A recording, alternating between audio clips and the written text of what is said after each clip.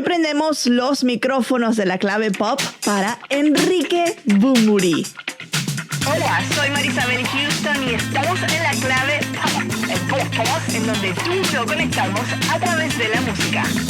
Hola mi gente bella, sean bienvenidos una vez más a otro episodio de La Clave Pop, el podcast en el que tú y yo conectamos a través de la música. Yo soy Marisabel Houston y les saludo desde casita en la ciudad de Atlanta. Hoy, como dije al inicio, le damos la bienvenida al podcast a una de las leyendas vivientes del rock en español, Enrique Bunbury, quien viene a presentarnos su más reciente álbum de estudio de un siglo anterior. Este es el segundo capítulo de una etapa que él mismo describe como el cierre de una que comenzó con el álbum Cuentas Pendientes, en la que explora el folclore y las raíces hispanas y latinoamericanas. Así como en Cuentas Pendientes, que lanzó el año pasado, este nuevo álbum de un siglo anterior se grabó en un lugar que encierra un misticismo difícil de explicar para los propios artistas: el desierto de los leones en la Ciudad de México. Para este álbum, Bunbury se inspiró en esa premisa de ser del siglo anterior y desde la pausa observar el mundo sin juzgarlo. En esta conversación hablamos del primer verso con el que abre la producción, una confesión sobre aprender las cosas tarde,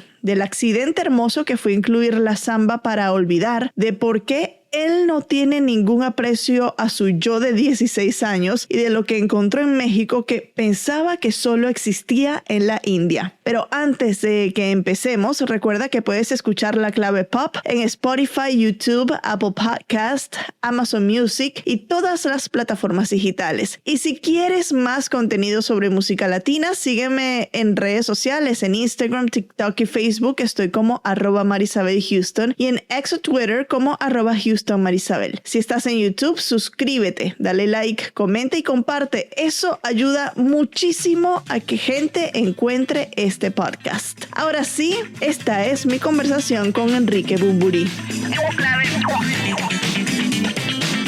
Enrique, un placer darte la bienvenida acá a La Clave Pop, más con este disco que acabas de sacar. Qué maravilla y qué tesoro nos acabas de dar. ¿Cómo estás? ¿Estás en dónde? ¿En LA, en México? ¿En qué parte del mundo? Estoy en LA.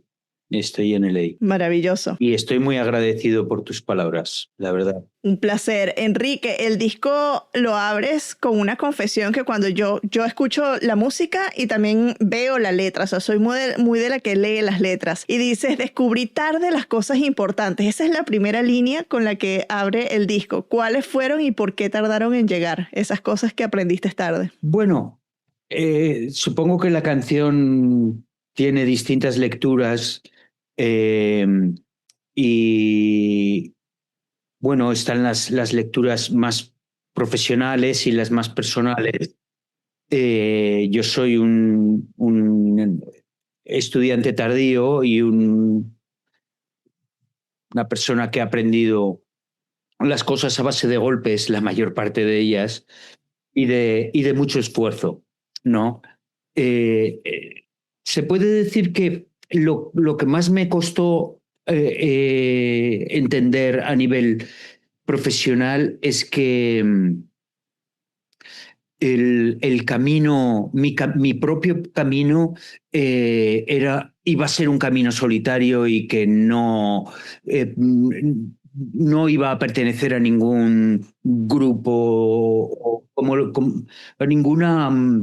Sin ningún colectivo o... A ninguna corriente, Vale. a ninguna corriente, ¿no? que me acompañara, que podía tener conexión, como siento que la tengo, ¿no? con muchos de mis compañeros de profesión, ¿no? Pero que al final las decisiones que tenía que tomar eran decisiones que no tenían por qué parecerse a las de los demás, ¿no? Eso en la industria musical tardas en enterarte porque acostumbras a compararte con los demás y ver, pues a este le ha ido muy bien esto, a este le ha ido muy bien esto otro, mira lo que están haciendo pues este manager o lo que está haciendo este artista para que tenga más público, para que le escuchen más personas, y al final piensas, mira, todo eso está muy bien, pero no se tiene por qué acomodar a tus necesidades, ¿no? Totalmente. Totalmente. Estaba hablando con una amiga argentina que es muy fan de tu trabajo, que ya escuchó el disco obviamente y le fascinó. Y ella le sorprendió muchísimo como argentina que hayas hecho este cover de Samba para Olvidar. Bueno. Tengo 2 preguntas aquí con la argentinidad presente en el disco. ¿Por qué esta canción específicamente que es tan emblemática para los argentinos y no algo de todo el cancionero argentino que es bastante amplio? Y 2, ¿cuán desafiante fue hacer un tango sin ningún argentino en la banda? Bueno, lo de la samba tiene que ver con una conexión con esa canción en un momento concreto mientras estaba preparando y estaba componiendo las canciones de este álbum. Porque no es un álbum de versiones ni tenía intención de incluir ninguna versión. De hecho, el planteamiento de tanto este disco como el disco anterior era precisamente incorporar todos estos géneros a mis herramientas para expresarme, ¿no? Y el que apareciera esta canción, se me cruzara por el camino y que la grabara aquí en mi estudio con mi guitarra y que hiciera una demo y que se colara entre las canciones fue un accidente. Un bello accidente para mí, también porque creo que es un género campesino que a mí me apasiona y que no aparecía en ninguno de los 2 álbumes que conforman esta etapa mía vital más hispana y latina, ¿no? Y bueno, pues por otro lado, el tango... bueno, yo ya había grabado tangos a lo largo de los años, pues desde la época del Viaje a Ninguna Parte, que grabé La Última Kurda, ¿no? Incluso antes grabé Confesión, y en algún momento pues he interpretado, ¿no? En conciertos en Argentina, y es un género que me fascina y al que le tengo un respeto brutal, ¿no? Porque me parece que precisa de algo en la voz, un fraseo, de un conocimiento de los textos, del lunfardo, de la argentinidad, que claro, a un foráneo se le puede escapar, ¿no? Y yo me acerco con mucha humildad y mucha pasión. Entonces, que sinceramente he tenido el privilegio de cantar tangos en Buenos Aires y que nadie me tirara ninguna piedra. Bueno, que sepas que a mi amiga argentina le fascinó lo que hiciste con pues ambas canciones, con el tango y con Samba para Olvidar, porque además ella me dice que Samba para Olvidar es un tema que ella cantó muchísimo en su juventud. Entonces le dice, es una versión formidable, me dijo así, maravillosa. Ay, qué bien. Pues le das un beso de mi parte, muy agradecido, porque no puede haber mayor elogio, ¿no? Claro. Para mí, que una persona que además ha escuchado mucho esa canción, porque tú obviamente no eres argentina y supongo que no tendrás esa conexión con esa canción. Totalmente. Igual me pasó a mí. Yo no era una canción que yo hubiera escuchado hasta a lo mejor la primera vez la escuché, pues a lo mejor hace 5 años o un poco más, ¿no? Pero poco más. Quiero decir, no es una canción con la que yo haya crecido.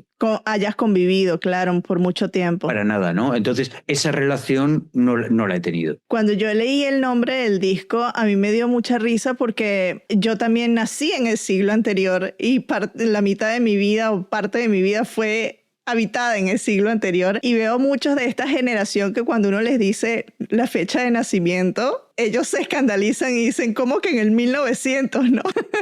Y uno dice, bueno, sí, o sea, habemos personas que nacimos en el siglo anterior. Tú, cuando hiciste este disco, ¿tenías claro que ese era el título que le querías dar a toda la obra? No, para nada. De hecho, el título apareció casi al final. Es el título de una de las canciones y en un momento dado me pareció que era un poco una provocación, ¿no? el título. Y me parecía interesante porque, porque creo que es un debate abierto ahora mismo en el que todavía habitamos personas que venimos de un siglo anterior y que hemos visto cómo, bueno, las transformaciones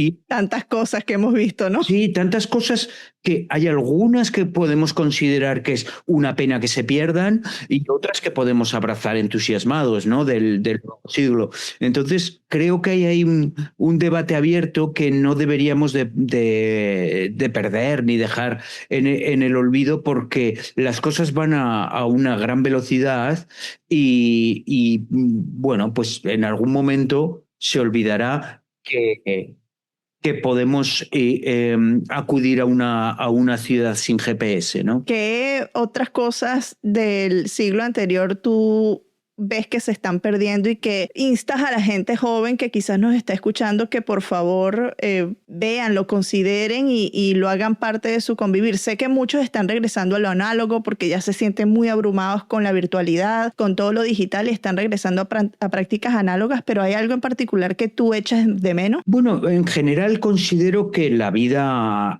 analógica te otorga una cierta tranquilidad. El, el no no ser absolutamente dependiente Del de teléfono la y las redes, tecnología, claro. ¿no? Entonces, también pienso que no pasa nada por estar desconectado, que no pasa nada porque cuando te llamen no estés, que es lo que nos pasaba antes cuando llamábamos a una casa y llamábamos y preguntábamos si está fulanito y nos decían, pues no, no está, ha salido. Pues llamo después, claro. Pues en algún momento llamaré, después a qué hora llegará, etcétera, etcétera. Y no pasa nada, no pasa nada por vivir con otros tiempos.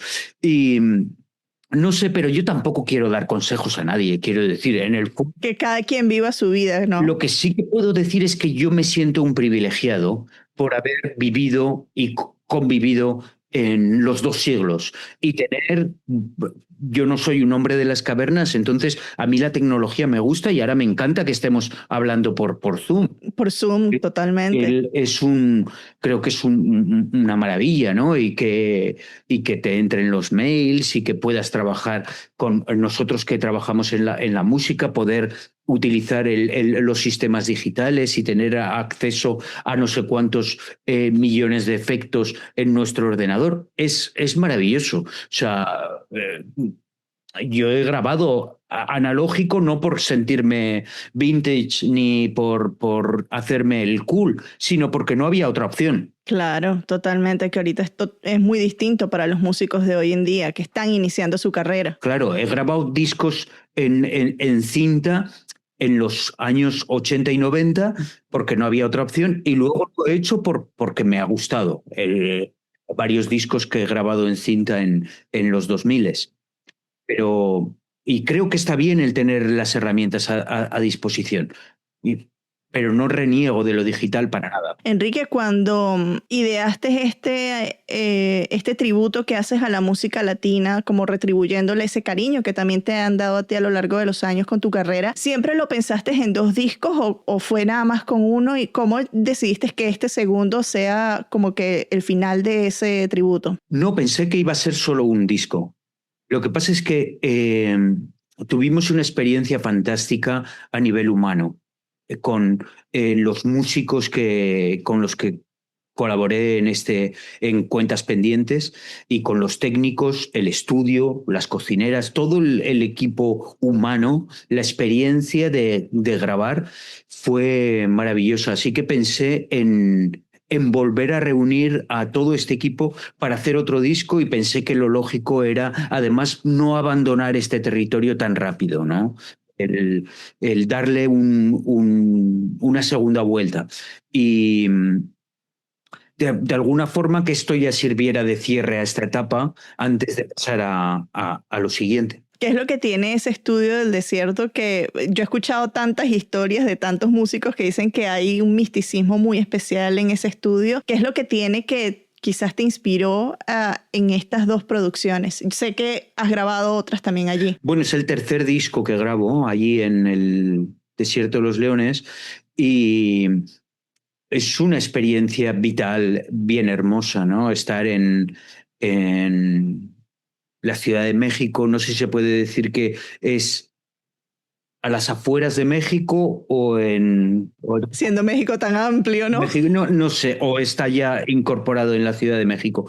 Pero sí, el Desierto de los Leones es un lugar maravilloso, un pulmón para la ciudad, un bosque mágico hermosísimo, en el que respiras de otra manera, pero a la vez tienes la ciudad bien disponible, ¿no?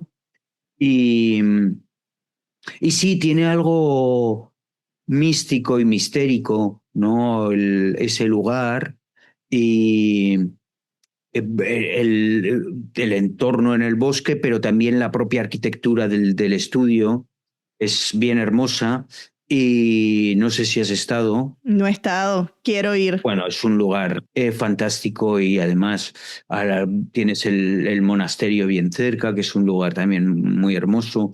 Es, yo utilizaba las mañanas para darme paseos por el bosque, caminando y despejar la mente. De alguna manera acompaña muy bien El proceso creativo, ¿no? proceso creativo, totalmente. Uh-huh. En este disco, cuando yo lo iba escuchando y leyendo la letra, me llamó la atención que hay como una imagen recurrente que es el espejo o una variación de eso, de verse a sí mismo o de verse uno en el espejo y no reconocerse o sí reconocerse, o hablas de las sombras también. ¿Por qué esa imagen tan recurrente en la conversación de la producción?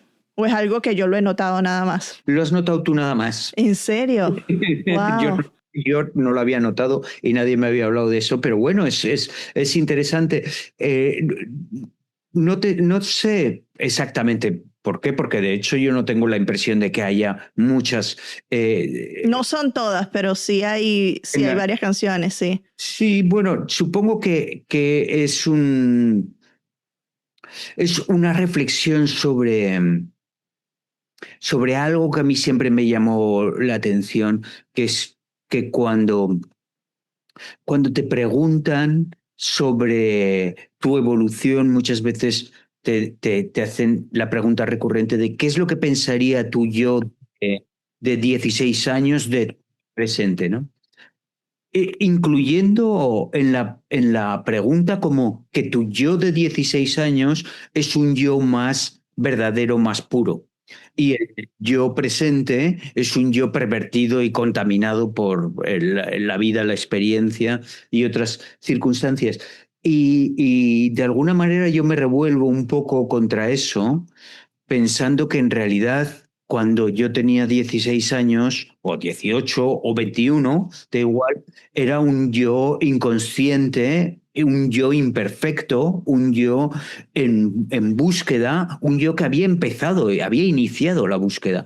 Y que yo, no voy a decir que el yo perfecto sea ahora mismo, ni remotamente, pero lo que sí que es cierto es que vas puliendo capas de cosas que obviamente ya no te pertenecen. Esa cosa que tienes cuando eres adolescente de sumarte a modas, ser muy snob, ¿no? de querer pertenecer a un grupo, y de alguna manera yo he ido puliendo esas capas de cebolla, ¿no? Hasta dejar el corazón, ¿no? O siento que estoy más cerca ahora mismo. He ido eliminando todas esas cosas superfluas en las que, bueno, pues estaba intentando ser como otras personas, ¿no? Y creo que ahora mismo, bueno, pues tengo.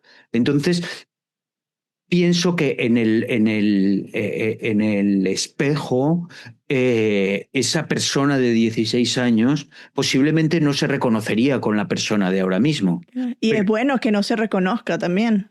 Pero es que yo no le tengo especial aprecio a la persona de 16 años. Pienso que era un aprendiz de la vida que además era muy soberbio y creía que lo sabía todo cuando en realidad no sabía prácticamente nada. Bueno, eso, el paso del tiempo, eso es lo que nos enseña, ¿no? A darnos las respuestas y las cachetadas a nosotros mismos de, oye, pensaba que esto era así y resultó que no era así. Sí, yo no echo de menos a mi yo de 16 años. De hecho, menos mal que me he librado de él. Enrique, en la última canción parafraseas a Santa Teresa de Ávila con nada te turbe, nada te espante, pero lo haces sin el componente de Dios. ¿Por qué parafrasear precisamente eso? A mí, te digo, lo agarré enseguida porque es una oración que mi mamá siempre nos repite, a mi hermana y a mí. Y yo dije, wow, qué interesante que Enrique tiene precisamente esto, que es algo muy distintivo de esa oración en esta canción. Bueno, es porque fuera de lo estrictamente religioso, creo que es una buena recomendación, ¿no? Una buena filosofía de vida. Fuera de lo estrictamente religioso, luego ya leer a Santa Teresa o leer a San Juan de la Cruz o leer a los místicos, yo creo que es recomendable desde varios puntos de vista, ¿no? Uh-huh. Desde el punto de vista místico, pero también desde el punto de vista meramente poético. Quiero regresar a México con esto que tú dices, ya que estamos hablando de lo espiritual, que encontraste en México como una reserva espiritual que pensabas que estabas en la India. Creo haber leído algo relacionado con eso. ¿Eso cambió en la manera en cómo haces música o te acercó más al proceso creativo? Bueno, yo es que antes de llegar a México yo estaba muy fascinado con la India y había visitado la India varias veces y de alguna manera encontré cosas que me parecía que tenían una conexión, ¿no? Uh-huh. Con la India que me hicieron de alguna manera pensar que no hacía falta irme tan lejos, que dentro de mi propia cultura, uh-huh, de mi propio idioma, ¿no? Tenía una conexión más cercana y igual de profunda con un país como México, pero que luego lo he encontrado en muchos lugares de Latinoamérica, ¿no? Qué lindo eso, o sea que no es excluyente. ¿En qué otros países te has sentido similar? Bueno, yo te diría que en muchos, pero tengo una conexión especial con Perú, por ejemplo, también con Guatemala. Uh-huh. Bueno, luego en ese sentido, ¿no? Sí, que cuando empiezas a echar memoria te vas recordando de experiencias en cada país. Sí, por supuesto, tengo experiencias muy hermosas en Argentina, en Colombia, etcétera, etcétera, en Chile, ¿no? Pero esta cosa así de conexión espiritual, digamos, creo que la he sentido especialmente en esos países. En México, Guatemala y en Perú. Ahora, pasando para la gira, que sé que es importante que hablemos de esto aquí en el episodio. No vienes a Atlanta, me da mucho pesar que no vienes a Atlanta en la gira por Estados Unidos, pero cuéntame de estas presentaciones que tienes en Estados Unidos. Sé que tienes sold out en México, en España también. Te vi también en La Revuelta hablando de los conciertos, de estas chicas que compraron el tiquete para Bad Bunny, que espero que vayan a tu concierto específicamente. ¿Cómo estás preparando la gira para acá, para Estados Unidos, para el público que nos escucha en este país? Bueno, es una gira muy, muy especial para mí porque aunque es la gira que hago inmediatamente después de un siglo anterior, yo no la considero la gira del álbum. Es una gira que nace de otra inquietud, que era revisar canciones de mi cancionero que no han sido las que he cantado más habitualmente. Hay una revisión de canciones de cualquier etapa y con una banda muy concreta y muy específica para este tour, con miembros de mis dos bandas, de Los Santos Inocentes y del Huracán Ambulante. Esta es la segunda gira que haces después de la del incidente de la garganta, porque yo recuerdo que viniste a Atlanta y después del concierto de aquí a Atlanta es que sucedió lo que sucedió con tu voz. Fue el último concierto. Y yo tenía COVID y por eso no pude ir y no sabes la pena que me dio. Fue un gran concierto, de hecho. Sí, es que eso es lo que leí, todo el mundo me lo dijo. Yo lo recuerdo como un gran concierto. concierto. Y el siguiente fue el de Chicago, ¿no? En Chicago, que es el que tuvimos que cancelar, y ahí ya cancelamos toda la gira. Y no, después de eso hiciste otra gira, ¿no? Con Greta Garbo hice... Exacto. Lo que llamé los shows únicos, porque eran shows muy cautelosos, muy separados, en los que íbamos digamos, probando a ver si todo iba funcionando bien. Hice los conciertos ya a partir de entonces sin humo, que era lo que me causaba mi problema. Y luego ya el año pasado hice la de El Huracán Ambulante, y este año está de Nuevas Mutaciones. Bueno, espero que si cuestiones de destino se alarga la gira o salen nuevas fechas, yo poderte ver en alguna ciudad, no estrictamente aquí en Atlanta. Para mí sería un sueño poder verte en vivo, Enrique.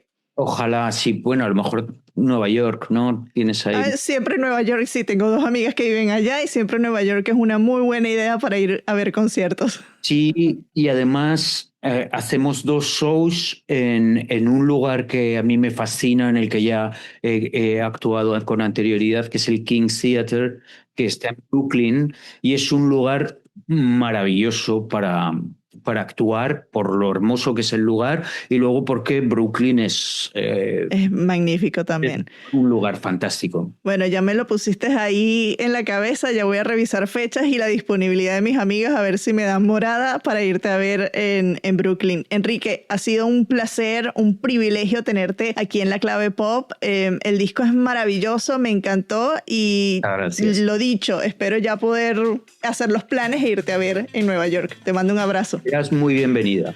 Gracias, un abrazo, feliz día. Un abrazo.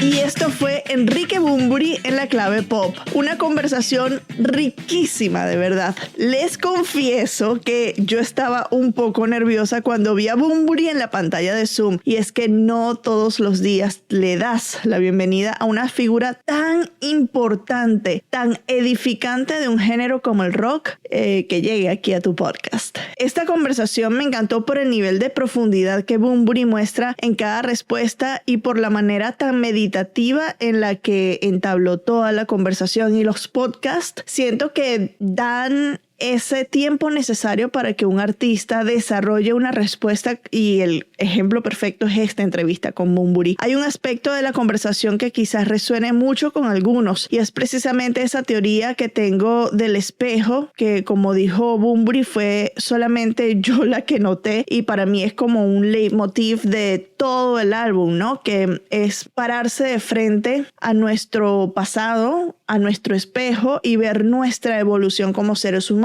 Bajo esa premisa, pues, si tú te paras frente al espejo, ¿qué es lo que ves tú desde la honestidad de ese reflejo, no? La reflexión de Bunbury a mí me impactó y me parece que es riquísima para todos. Él no idealiza a su yo de 16 años. Lo dijo, pero tajantemente, a ese chico que él mismo describe como soberbio e inconsciente, y que si hoy se lo encontrara, no se reconocerían ni al de 16 al de ahora, ni al de ahora al de 16. Y para él eso es bueno, y sí es bueno. Es una declaración de principios para Bunbury, pero también habla de un desarrollo, de una evolución de su persona. De un siglo anterior está ya disponible en todas las plataformas, y Nuevas Mutaciones Tour 2026 ya tiene fechas en México, Estados Unidos y España, con conciertos en la Ciudad de México, Puebla, Guadalajara y su tierra natal Zaragoza en España. Todos estos ya sold out. Revisa las fechas, que muchas ciudades aún tienen entradas disponibles.